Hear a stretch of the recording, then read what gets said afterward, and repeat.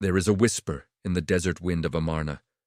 The Aten's eye sees all, but blinds those who seek its heart. I learned the truth of that curse in the desolate, sun-baked plain of Akhenaten, the city built for a heresy. It began not in a tomb, but in a quarry, in a slab of limestone discarded 3,300 years ago. During a digital mapping project of the royal tomb's unfinished corridors, a team using subsurface radar found the anomalous void behind a wall of rubble. Not a burial chamber, but a small sealed niche. Inside was not a mummy, but a single heavy chest of sycamore wood. The wood crumbled at a touch, revealing its contents. A complete set of sculptor's tools, a half-finished quartzite head of a queen, and a stack of broken clay tablets.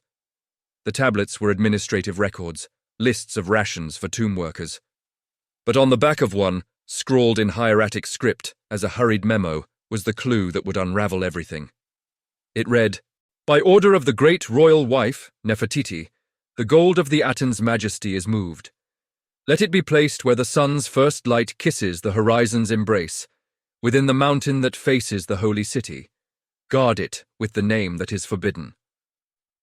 Most Egyptologists dismissed it, a forger's trick or a reference to well-documented temple gold. But I knew the chronology. This was from year 15 of Akhenaten's reign, just before the political and religious turmoil reached its peak. Nefertiti, co-regent and perhaps even pharaoh in her own right under the name Neferwaten, would have seen the writing on the wall. The state gold dedicated to the cult of the Aten, the sun disk, was in danger from the vengeful Amun priesthood. The hunt for $90 million in cultic gold had begun. Clue 1. The horizon's embrace. The holy city was Akhenaten itself. The mountain that faces it had to be one of the cliffs ringing the Amarna plain. Where the sun's first light kisses meant an eastern-facing cliff. But which one? The key was the horizon's embrace.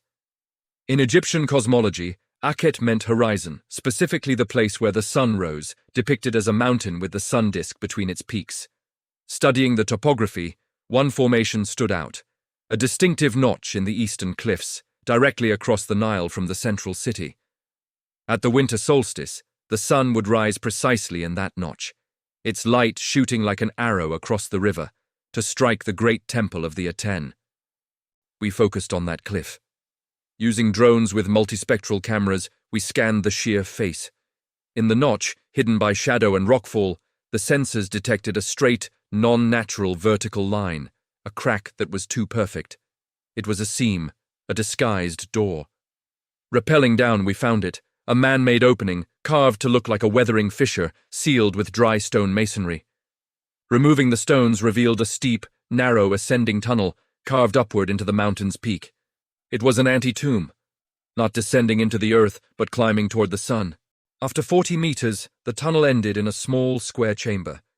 It was empty except for a single, life-sized sandstone statue of a royal woman, Nefertiti, but not in her usual regalia. She was depicted as a priestess of the Aten, holding a menat necklace. The statue's base was inscribed, "She who opens the way, her gaze follows the Aten's journey to its zenith." The statue's inlaid obsidian eyes seemed to stare at the west wall. Examining it, we found a hidden compartment in the statue's back. Inside was a ritual object. A solid gold was scepter, symbol of power, but its shaft was a scroll case. Within, on a sheet of beaten gold foil, was a map. It showed a section of the western cliffs with a series of small, specific tombs marked. One, a minor noble's tomb, was circled not in ink, but with a tiny inlaid chip of lapis lazuli. The inscription read, "Seek the mirror that does not reflect." Clue 2, the mirror that does not reflect. The western cliffs at Amarna are honeycombed with tombs of the nobility. The map led us to the tomb of Perennifer, the royal butler, a modest, unfinished sepulchre. Its famous wall paintings showed scenes of daily life in the Aten city. The clue, "The mirror that does not reflect," was baffling. We scanned every surface. Mirrors in ancient Egypt were polished copper or bronze. We found nothing. Then, in the deepest chamber, my light caught a strange feature on the ceiling. A section of painted sky, showing the Aten with its rays ending in hands, had a deliberate, disc-shaped patch of pure, unpainted plaster. It was slightly concave. A mirror doesn't reflect if it has no surface, or if it's a lens. At noon on the summer solstice, a precise beam of sunlight penetrated the tomb's entrance shaft, travelled down the corridor, and struck this concave disc. It focused the light into a brilliant, pin-sharp spot that hit the north wall, illuminating a single, otherwise invisible hieroglyph painted in clear resin. The symbol for gold. Nub. Beneath that spot, the wall was solid rock, but thermal imaging revealed a deep, narrow cavity behind it. We carefully chiseled. 2 feet in, we hit a ceramic vessel. It contained a single, exquisite artifact, a broad, heavy gold pectoral necklace in the form of the Aten disc. This was not treasure, it was another key. On its reverse was an inscription. The weight of this disc is the measure, its number is the path. Follow the shadow of he whose name is lost. Clue 3. The shadow of the lost pharaoh. The weight of this disc is the measure. We weighed the pectoral. It was exactly 1 deben, about 91 grams, a standard Egyptian unit. Its number is the path. The pectoral was inlaid with 14 rays of carnelian, 14 deben, 14 steps, 14 tombs. He whose name is lost was the final crucial piece. After Akhenaten's death, his name and his gods were systematically erased from history, damnatio memoriae. His official cartouche was chiseled away. But where? The most potent place for such an erasure would be in the boundary stelae, the 14 massive carved proclamations Akhenaten placed around Amarna to mark the city's sacred precincts. Stela K, on the northern boundary, was known to have the most severe damage to the royal names. We went to Stela K. As the sun set, it cast the stela's long shadow across the desert. We measured 14 deben lengths, about 42 feet, along the shadow's tip from the base of the stela.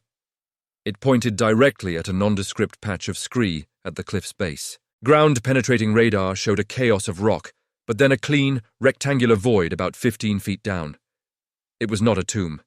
It was a magazine, a storage room. Excavation was a nightmare of shifting stones. We finally broke into a low, rectangular chamber. The air was dry and still. Our headlamps ignited a fire that blinded us. Clue 4. The treasury of the sun disk. The walls were lined with wooden shelves that had petrified into black stone, and on every shelf were stacks upon stacks of gold. This was not jewelry or artifacts. This was the raw, sacred wealth of the Aten cult.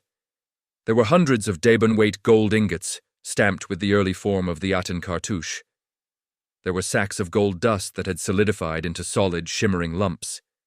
There were stacks of unmarked gold rings, the standard form of Egyptian currency, and there were ritual items, solid gold libation bowls, a stunning gold cult statue of the Aten, a small, abstract disc with hands holding ankhs, and gold foil covers for ritual furniture. But the centerpiece was a life-sized hollow cult statue of Nefertiti as a standing goddess, made of hammered gold sheets over a wooden core. It was a breathtaking, heretical masterpiece, showing her fused with the divine, absorbing the sun's power. The historical significance was earth-shattering. This was the physical treasury of history's first monotheistic revolution, the gold that funded Akhenaten's radical building projects and sustained his court. Nefertiti hadn't stolen it.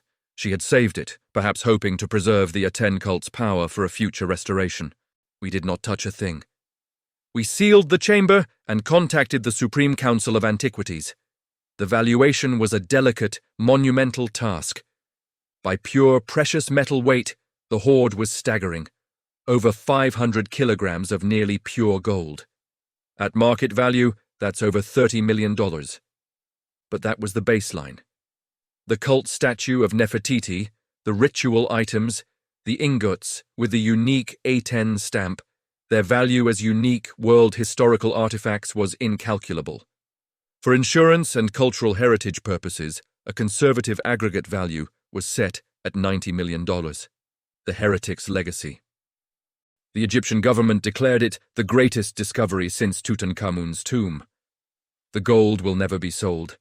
It will form the core of the new Amarna Museum, a testament to the most controversial period of Egyptian history.